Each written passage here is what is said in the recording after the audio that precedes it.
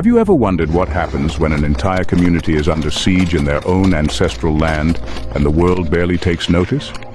Let's explore the ongoing conflict in Manipur, India. In the early days of May 2023, the serene landscape of Manipur was marred by the onset of a conflict that would soon engulf the entire region. The Meitei and Kukis tribes, both integral parts of the cultural mosaic that is Manipur, found themselves at odds over a court order.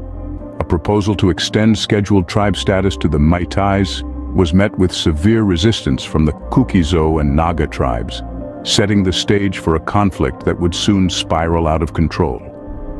The tension reached a boiling point with the burning of the Anglo-Kuki War Memorial Gate, a symbol of historical significance to the Kukis tribe. This act of aggression triggered a series of clashes and attacks on villages, turning the once peaceful region into a battleground. Reports emerged of Meitei militias leading attacks on Kuki villages, resulting in widespread destruction and displacement. As the body count rose to over 140 and tens of thousands were displaced, the federal government was compelled to intervene. Security forces were deployed to establish a buffer zone between the warring groups, an attempt to stem the tide of violence.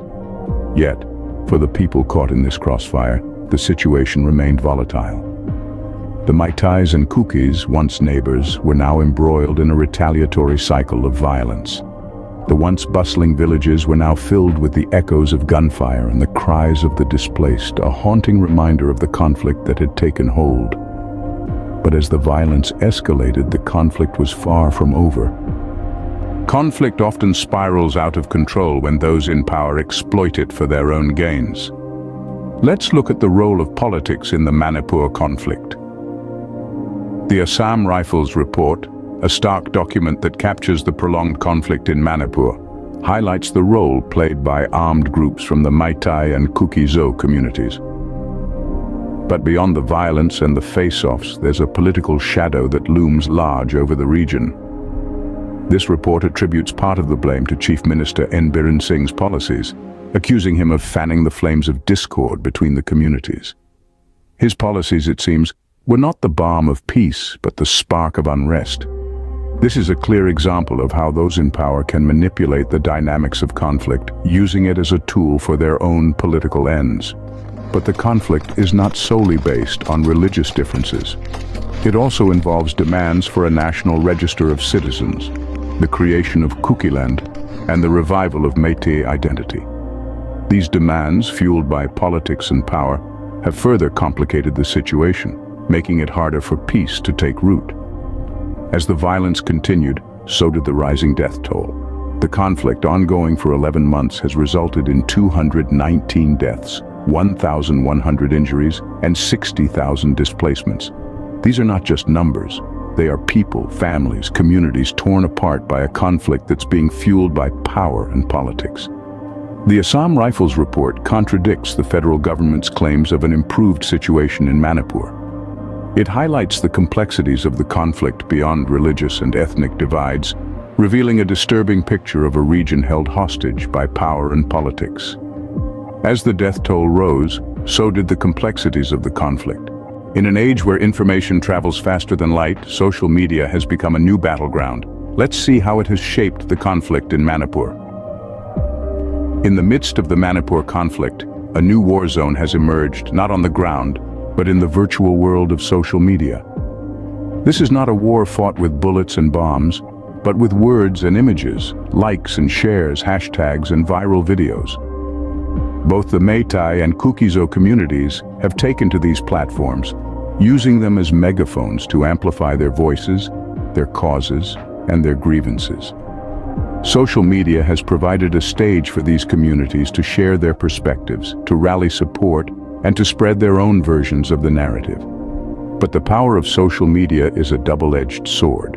While it has given a voice to the voiceless, it has also become a tool for spreading propaganda and disinformation. The truth often becomes a casualty in this battle of narratives.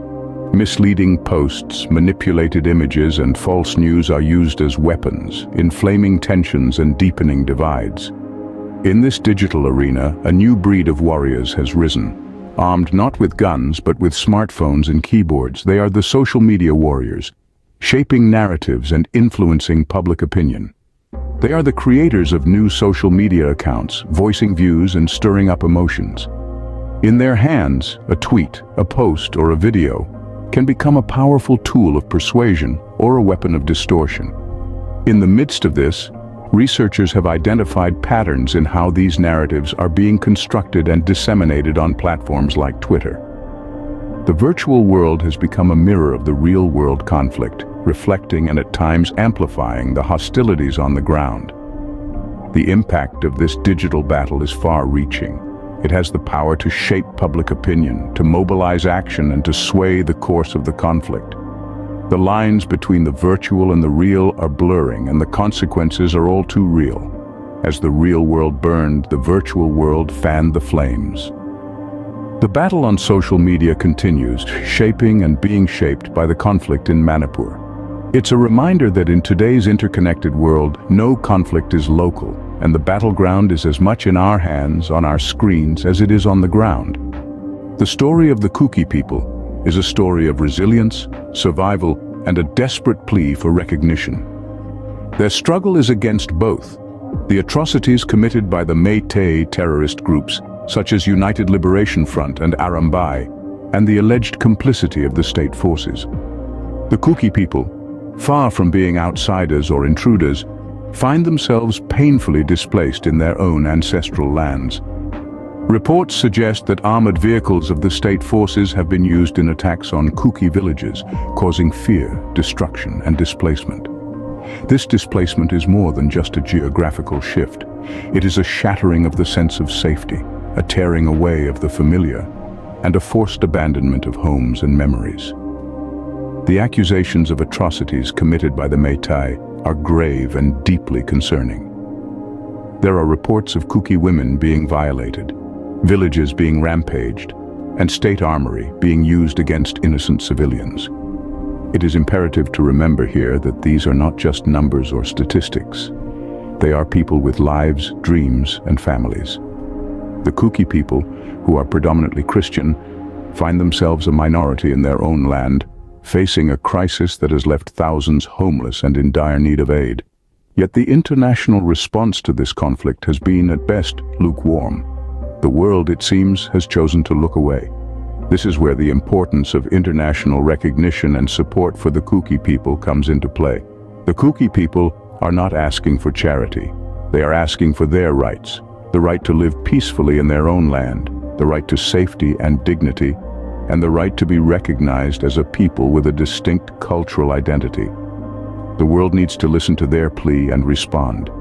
International communities, world leaders, and humanitarian organizations must step in to provide necessary aid and to exert pressure on the Indian government to address this crisis effectively.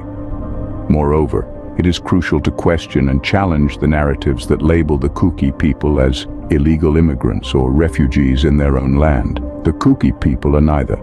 They are the original inhabitants of their land, and they deserve to be recognized as such. It's time to spread the word about the plight of the Kuki people. Subscribe to Zalengam Media to stay informed and join the fight for justice and recognition, because silence in the face of injustice is complicity.